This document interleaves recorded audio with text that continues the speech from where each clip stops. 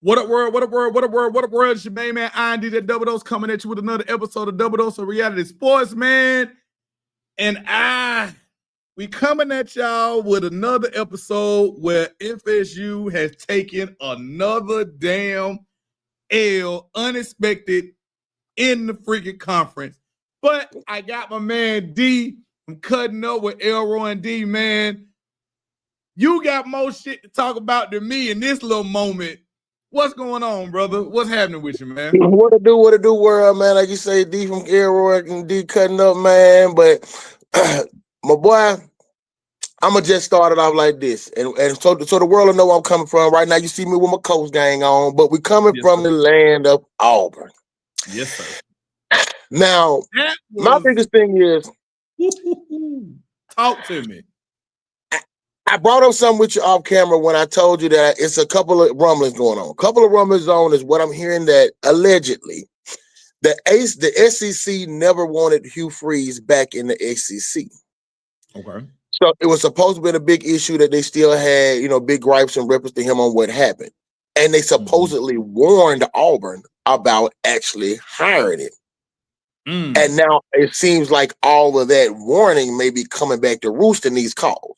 Because if you go back from everything you know from Florida State and all the just regular coaches, I've never seen this many controversial calls in big time games flip back to back. Back to back, but it's definitely in multiple weeks similar to each other.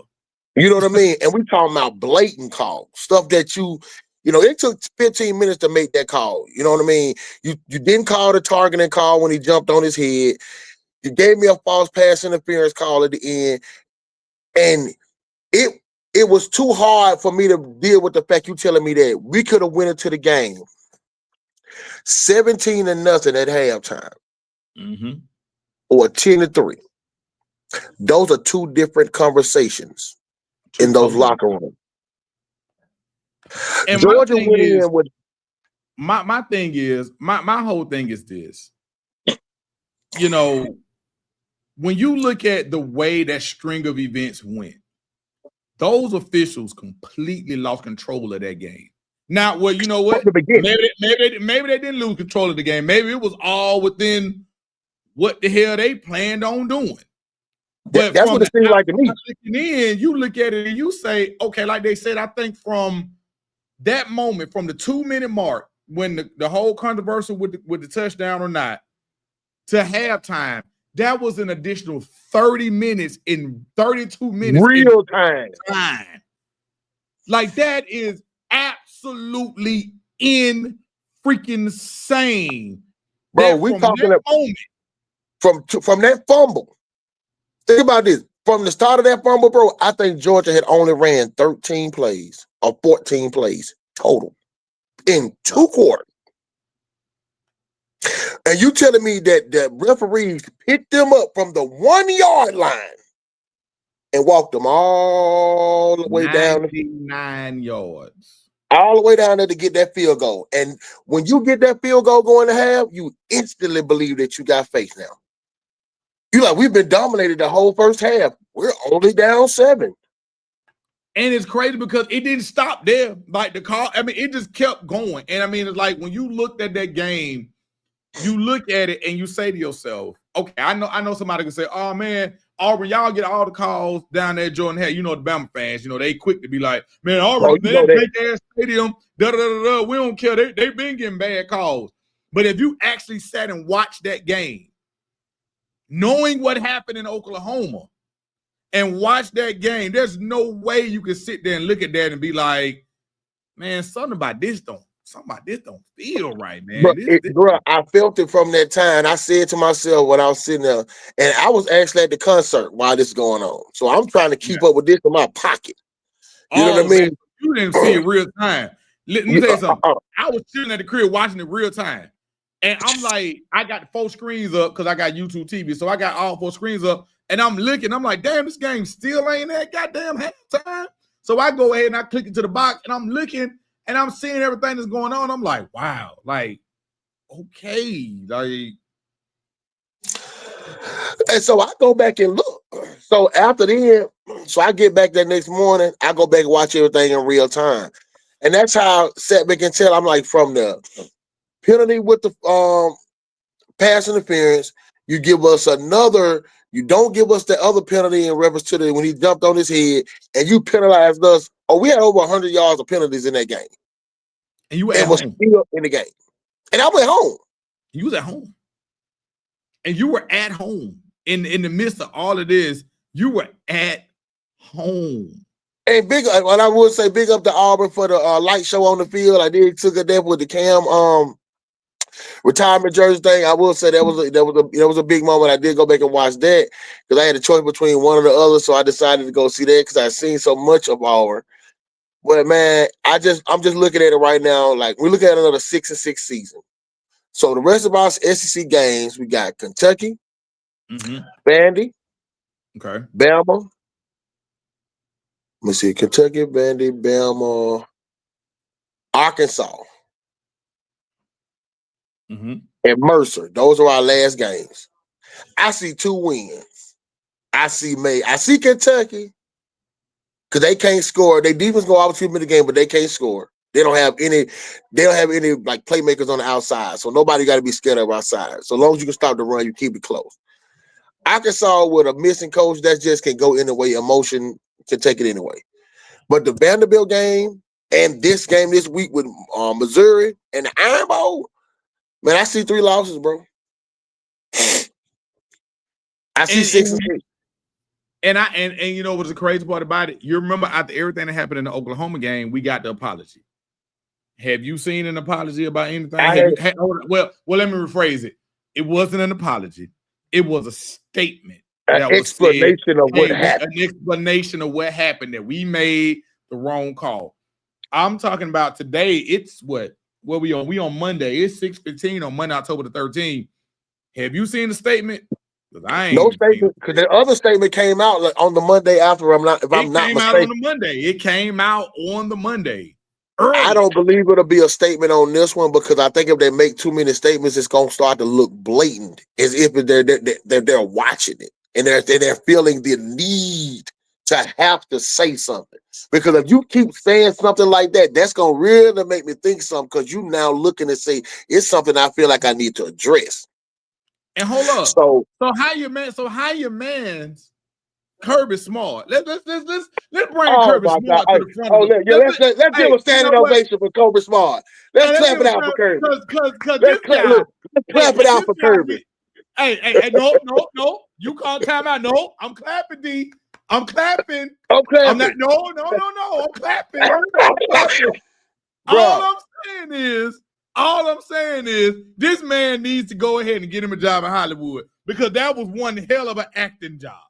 Bro, I'm like, how as a man saw this man calling timeout. Freaking timeout. As the time clock is rolling down now. The play clock is going from 2 to 1 to 0 while you're doing this, but you're trying to say that you're saying someone is clapping. But hold up, I'm not done though. Not only do they don't do the timeout, nor delay a game. No, you ain't supposed to got a penalty if you did. We're trying to say that you could even be penalized for that. So, but you get nothing. Nothing. Then the worst part about it, and I keep telling everybody, is the fact that as a man, you stood right there. Even when you saw it on the Jumbotron, you saw it up there on the Jumbotron, and you've been all over here talking to media, still had a nerve to tell these folks, I was clapping. That's the part that threw me off. And I'm like, bro, you got to be better than that as a man to just admit to say, you know what? I made a mistake. It was, I apologize, won't happen again, but you still want to play in my face? Oh, come on, man. Play in my face. Come on, man.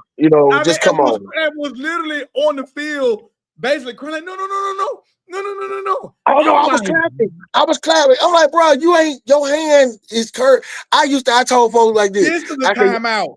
That's clapping. I said, man, I had surgery on my hand. I don't know if you can notice. I got my finger had a tendon. I tell folks, for about 6 months of my life, my hand had to be just like this here.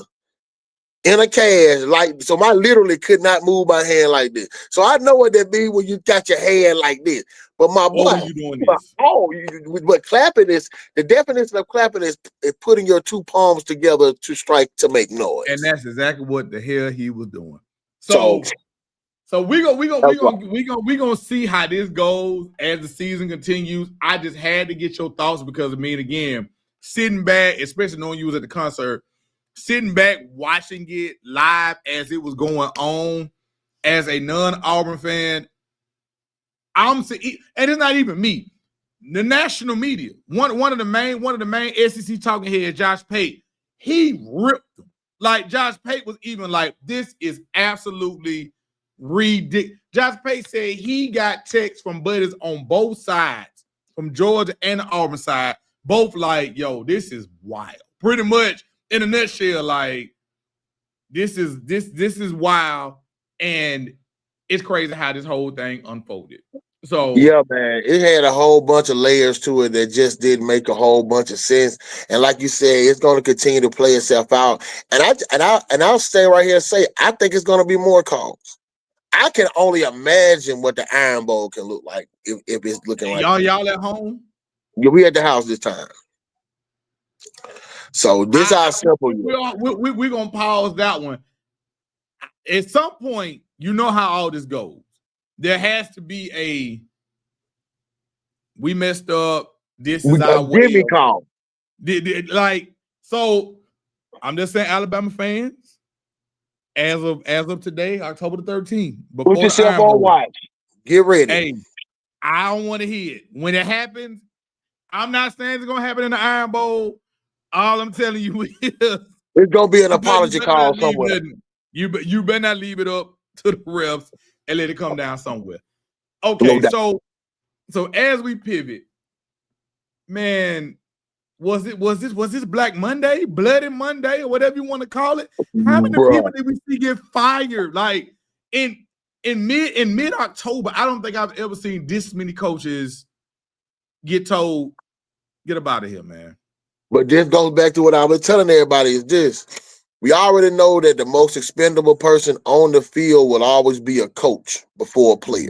That's in college and with pros. We already know they'll get rid of the coach and fix what's going on with the players. But what this does is now with this NIL, everybody got good guys. Pre-NIL, you could go to the Alabama, the Georgia, the Ole Miss, or whatever teams that was in the Ohio States that were in the playoffs to get your visual, to get your what they call those different type of handshakes.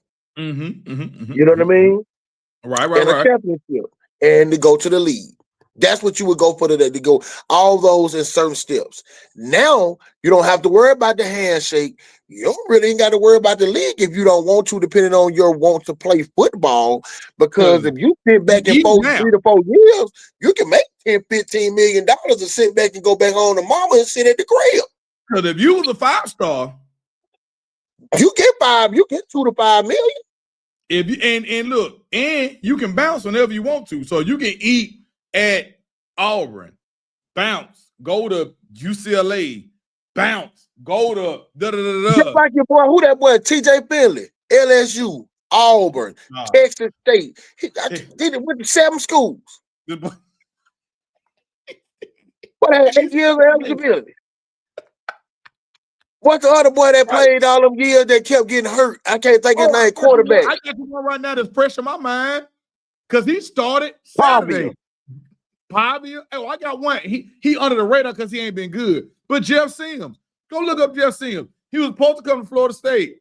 We didn't get him. He went to Georgia Tech.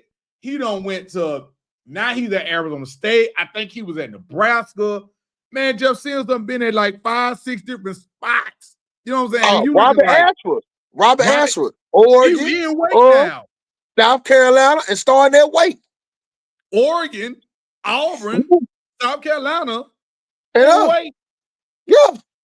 So you can go now. Everybody and that's why you're seeing so many monumental upsets from teams that you wouldn't expect it. Think of just like with the UCLA upset on what the one the ball that got John Franklin on the way out the door. Rolling with John Franklin. Yep. Bro, think about this. That boy left Tennessee, came back over there to UCLA for less money. Bro, before they beat Penn State, they hadn't even led in a game. They hadn't had the lead against nobody. But you telling me you came back and beat y'all? They hadn't led against the slop, the wop, the top, or the bottom. Mexico State, bro. If I'm not mistaken. Yes. If I'm not mistaken, it was, and it wasn't even close. It wasn't even like it was a kick. It was an ass, bro. Just like how that. Oh, it's surprising, but Billy Napier just got a bunch of guys down there. He just messing up. That's why they just look so good. It can look so good, but then turn around and look so bad. I just when you look at the landscape. So let me ask you this, and I'm not people. We're not turning this into an Auburn show. Just your quick thought. Hugh Freeze stays or goes 2026. Is he still there in 2026? Because I know how he's been recruiting. So 2026, is he there or not? The only way Hugh Freeze makes it to 2026, I think it's two ways. If he go 5 out of 6 out of these last 6 games. You're 3-3 right now. 3-3. If he go 5 out of 6 out of these last 3 games, that'll give him an 8-win season. Bowl game that's not the Birmingham Bowl and protected. He can't be in protective of the Pop-Tart Bowl, Duke Mayo Bowl, the Nintendo Bowl, the Metro City Championship. See, we can't be in none of that right there. I got you. But if he could go at least 5-1 or 6-0, he definitely got to beat Bama. He got to beat Bama. But if he goes 5-1 and lose to Bama, he gone because his buyout too small. His buyout ain't but like $15 million. So, that's what I keep telling everybody. The biggest thing about coaches is that with now having to play players. So I got it up on the screen. So we got Missouri, Arkansas, Kentucky, and Vandy. Yeah. Those are your Missouri, Arkansas, those are your next 4. You're 3-3 right now currently. 2 of those 4 teams are ranked. If the offense does not pick up, bro, and if you don't, you're gonna get Mercer. So I'm gonna give you 4. Right now we Mercer. That's why I said Mercer's a dynamic. That's a win. I honestly believe Kentucky is a win. Kentucky is a win. So that's 5. So right now, if we're gonna give you Mercer and Kentucky, that's 5. Missouri, Arkansas, and Bama. You need 2 of those 3. Those are the 3 that I'm more afraid of because if the offense don't pick up, you're going to lose all 3 of them, just like you lost all 3 of them games against Texas A&M, Oklahoma, and Georgia. Those are similar teams. Believe it or not, Missouri got a good offense and a good defense. They just missed away an opportunity to beat Bama. I mean, Missouri, if you go back, I mean, I know Bama fans, look, hey, y'all are rejoicing. It's all good. I feel you. But if you go back and look at that last play, I don't know who the guy was, number 2. But if you go back and look at the last pick that Buddy threw, number 2 was literally sitting over there wide open at the bottom of the field, doing it at the bottom and stomping. Do it like this. Like, bro, what are you doing? And that becomes when you predetermine. Give me the ball. I am wide open. So he had already predetermined who he was going to throw it to. That's why he never looked down at the bottom. He had already you said something in. So as we move from the coaching search, I'm gonna ask you your thoughts. I will say this because I could spend an hour talking about Florida State. I will ask you this as a person on the outside looking in, and you look at Florida State. We talked about it pre-show. Do you feel that Tallahassee is a destination job? Because I think a lot of our fans, look, I'm torn, people. Part of me says Norvell gotta fucking go. I was talking to my homeboy earlier today. he said, Ben, how you feel? I said, man, let me tell you something. As much as I hate Norvell, and I'm ready for him to go, this man done beat LSU twice. He done beat Alabama. He done beat Oklahoma. Yep. He is 3-2 versus Miami. He is 2-2 versus Florida. But he also manufactured a 2-10 season. This is his third or fourth 3-game losing streak. So it's like there's a lot of good that comes with. He also went 13-0 and won the ACC. Yeah. But he got one injury away of actually being in the playoffs. But he also got losses against Pitt, against this. I mean, it's like I'm just like, and I'm in the middle of how I feel, because if you want to argue me he needs to go, I can give you points why he needs to stay. If you want to argue me he needs to stay, I can give you points on why he needs to go. So from the outside looking in, I'm not asking about does he need to stay or do you go? Do you think that if Florida State pulls the trigger, is it a destination job? Still. Honestly, I definitely believe it is a destination job, like I spoke to you on off camera. Miami, Florida State, Florida, Georgia, those big South schools where you always have stacked talent, when you can just recruit around you and pick and choose out of other states of what you want because you have so much talent. I believe that's there because I honestly believe you do have the talent, especially now. And I know you got the money. I know fine. Right now, the offense, I know people give Gus flack. I think the defense is fine. If you give us if you give anybody some truth serum and they look at what our offense was last year, and you look at where we are right now, our offense is whether you believe in Tommy or not, that offense is putting up way more points than we did at any point last year. But continue. I'm gonna just say this, Gus, for me, from an inside person, who of course from him being there, he's manufacturing what he's manufacturing with Castellano. Same thing he did with Nick Marshall. Yep. Same thing with Nick. It's the same prototypical player. I just think that Castellano may be a little bigger than he is. A little bit, not much. Just a little bit, you know what I'm saying? So I feel like him doing that. But if you get a guy where he's confident in, you give him 2 years. But the only thing about it, I don't think Gus Malzahn make it 2 years because there's gonna be too many coaching jobs out here, and him being able to do what he did with Florida State, even if y'all with the loss, if he comes out and just push through for the rest of the season, let me ask you a question. Okay. And inside that question, what I'm gonna say. If they pull the trigger, I kind of feel what it's going. I kind of feel it. Yeah, I think, would you promote Gus Malzahn to head coach?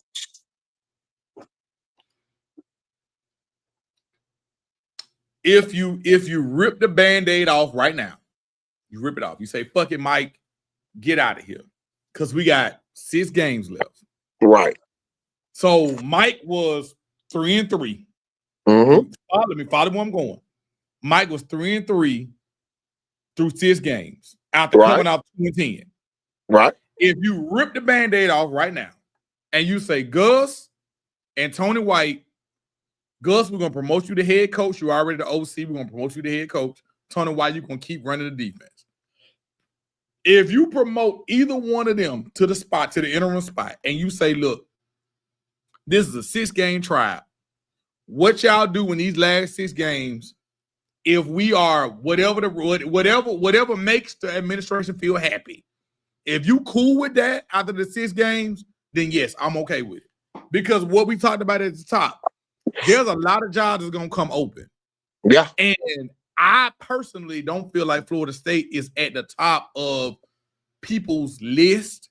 So if you got Tony White in-house, who you know UCLA kind of won't, you got Gus, who really don't want to do recruiting, but if y'all got what we got with the battles in and everything is built in, where he don't got to do too much with recruiting, and you got him already in-house.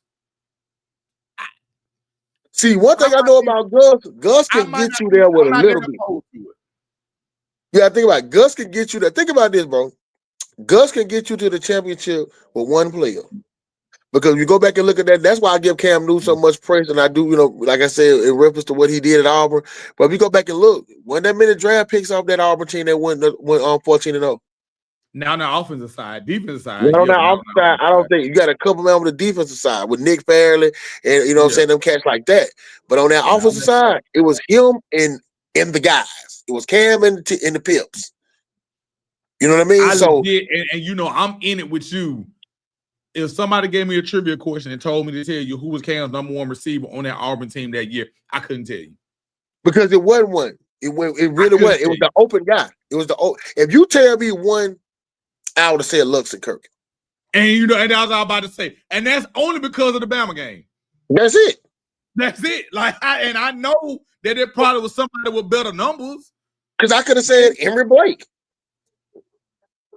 He caught the longer passes. I could have said that. You know what I'm saying? I could have said Ricardo Lewis. Who we gonna get? Who we gonna give in the running back room? Michael Dyer. See, the Michael Dyer, I'm gonna have to give it to him because he was like that back that year. Okay. I will be giving it to him. Michael Dyer was one more cat. I can't think of number 23. I can't think of his name for some reason. I still remember Darvin Adams and players like that, but I can't remember 23's name. Little skinny, little scat back type of guy. I cannot remember his name. And I think we can get you there with a little.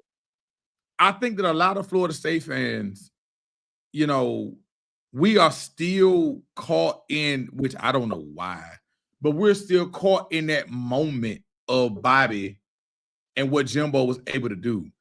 But sometimes we got to take a step back and understand where the state of the program is. Would you bring Jimbo back? No, I'm gonna say no. I'm gonna tell you why. I'm gonna say no. Not because Jimbo can recruit. Jimbo would get everybody in the building. He got people in the building at Texas A&M. Jimbo would not relinquish calling plays, and that's why I wouldn't bring Jimbo back. The offense that's in 2025 has passed Jimbo's offense by, and he wouldn't. If I knew Jimbo would relinquish being an offensive coordinator, relinquish calling plays, and he would trust somebody to call modern plays, hell yeah. But we know Jimbo ain't gonna do that. Okay, I'm gonna give you one more name. Throw this out there. Dan Mullen. He wouldn't flip on Florida. Shit.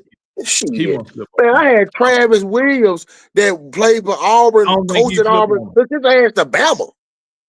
Dan out there in UNLV doing what he want to do, but I don't think. I think with the Florida State thing, it's more so we just got to figure out what's more important to us. Once they figure that out, they'll make their decision. Because, and I think you have because what we talked about, like you said, it's so many jobs are going to come open. Right. You got to think about that too. That got to be part of your thought process. It has to be. But you also, when you said trying to figure out what's more important, I think you would look at it like when you gave two sides. The reason why I could give you reason to stay and reason I can give you to go, because I beat the guys I suppose, like you say, he beat Miami, he beat Florida, he beat the guys. But damn, you'll fucking losing guys you're not supposed to lose to. You know what I mean? So that's kind of like some of that Franklin. Same thing he was doing in Penn State. But only thing about him was he just can't win the big one. And see, Mike don't want a big one. See, he wins the big one. If you were to put up Mike's resume and John Franklin's resume, somebody would say, well, John Franklin won all these games. Yeah. But what against nobody. Against nobody. But you put up Mike Norvell's resume, he beat LSU twice. When the first one, nobody expected us to win. We won by, let LSU people say it, we won because of a blocked field goal. Okay. Or block extra point. We backed that up by whooping their ass.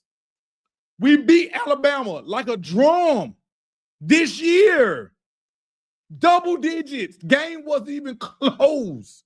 Yeah, that game went coach after the he has a winning record against Mario. As much as everybody want to slurp up Miami, Mike Norvell has a winning record against Mario. And Mario has recruited better than Mike Norvell.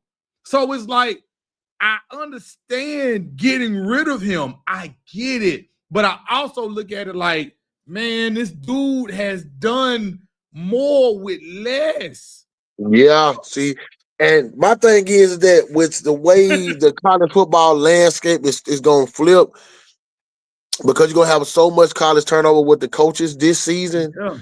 it's going to also turn that portal going to get real active. Oh, yeah. This going to portal be a right now, real with all these active portal. leaving, the portal going to be jumping. Penn State's portal, you got to think about it. And these from going to be top athletes in this portal. Top athlete, Penn State, Florida. I mean, Arkansas is what it is, but Arkansas got some. Every SEC school got SEC talent on it. Depending on what Rule does, depending on if Brian, like, and you so look then it probably ain't gonna be there no more. So it's like you got a lot of people that's gonna dip. Bro, we didn't already, like today, DeMar Austin, they just let him go off the team at Auburn. And he was a captain. You know what I'm saying? We talking about he was a captain, and they just say he wasn't. Saying Hugh gonna get fired.